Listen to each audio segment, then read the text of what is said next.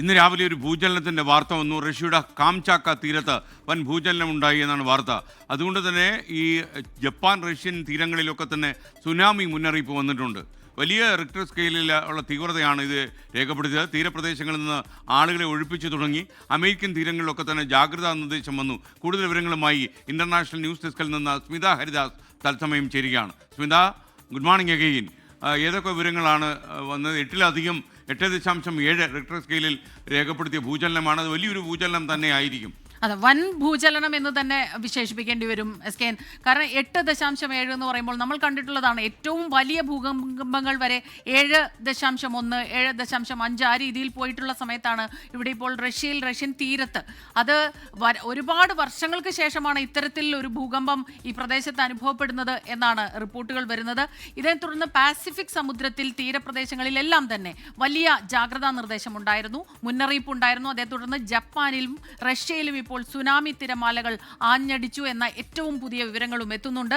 ജപ്പാനിൽ 2 ഇടങ്ങളിലായി തീരത്ത് വലിയ കൂറ്റൻ തിരമാലകൾ ആഞ്ഞടിച്ചു. അതിനു മുൻപ് തന്നെ ഈ മുന്നറിയിപ്പിനെ തുടർന്ന് ആയിരക്കണക്കിന് ആളുകളെ തീരപ്രദേശങ്ങളിൽ നിന്ന് ഒഴിപ്പിച്ചിരുന്നു. ഫുക്കുഷിമ ആണവ നിലയം ഒഴിപ്പിച്ചു. കഴിഞ്ഞ കുറച്ച് ദിവസങ്ങൾക്ക് മുൻപ് ഒരു വലിയ ആക്സിഡന്റ് അവിടെ ഉണ്ടായിരുന്നു. അതുകൊണ്ട് തന്നെ വളരെ കുറച്ച് ജീവനക്കാർ മാത്രമാണ് അവിടെ ഉണ്ടായിരുന്നത്. അവിടുത്തെ വൈദ്യുതി ബന്ധം പൂർണ്ണമായും നിലച്ചിരിക്കുന്നു എന്നാണ് അറിയാൻ കഴിയുന്നത്. റഷ്യയിൽ വലിയ പടുകൂറ്റൻ കെട്ടിടങ്ങളെല്ലാം തന്നെ തകർന്നു വീഴുന്നതിന്റെ ദൃശ്യങ്ങൾ ഇപ്പോൾ പുറത്തു വന്നു തുടങ്ങിയിട്ടുണ്ട്. ഒരു കിൻഡർ ഗാർഡനിൽ അവിടെ പൂർണ്ണമായും തകർന്നതിനെ തുടർന്ന് ഒരു കുട്ടിയെ കാണുന്നില്ല എന്നുള്ള വിവരം മാത്രമാണ് ഇപ്പോൾ പുറത്തു വന്നിട്ടുള്ളത്.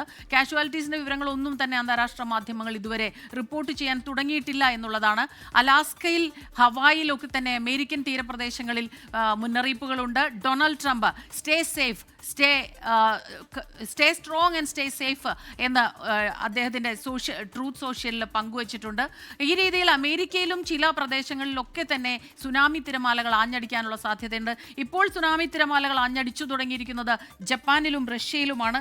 ജപ്പാന്റെ വടക്ക് കിഴക്കൻ തീരത്ത് 3 മീറ്റർ ഉയരത്തിൽ തിരമാലകൾ ആഞ്ഞടിച്ചു.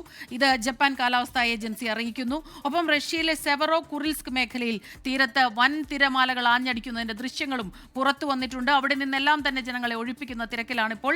ഈ രക്ഷാപ്രവർത്തനം വലിയ ദുഷ്കരമാകുന്നു എന്നാണ് അറിയാൻ കഴിയുന്നത്. കാരണം ഒരു പ്രദേശത്ത് മുഴുവനും, റഷ്യയിലെ ഒരു പ്രദേശം മുഴുവനും ഈ ഭൂകമ്പത്തിൽ കെട്ടിടങ്ങൾ തകർന്നു വീണുകൊണ്ടിരിക്കുകയാണ്. അതിലൂടെ കടക്കുക, അതുപോലെ എത്ര നാശനഷ്ടങ്ങൾ ഉണ്ടായി, ഇതിൻ്റെ കണക്കെടുപ്പുകളൊക്കെ, അത്തരത്തിലുള്ള വിവരങ്ങൾ വരാൻ ഇനിയും താമസമെടുക്കും.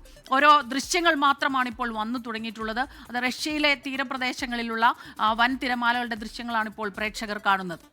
എസ്കെൻ, ഒരുപാട് വർഷങ്ങൾക്ക് ശേഷം ഉണ്ടായിട്ടുള്ള ഒരു ഭൂകമ്പമാണ് റഷ്യയിൽ.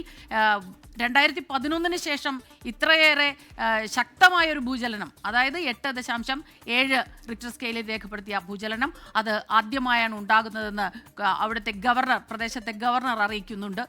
ലോകത്തെവിടെയായാലും ഏത് സമയത്തും 24 വാർത്തകളും ഓഗ്മെന്റഡ് റിയാലിറ്റി പാക്കേജുകളും എക്സ്പ്ലെയിനറുകളും വിശദമായി കാണാൻ ഞങ്ങളുടെ യൂട്യൂബ് ചാനൽ നിങ്ങൾക്ക് സബ്സ്ക്രൈബ് ചെയ്യാം.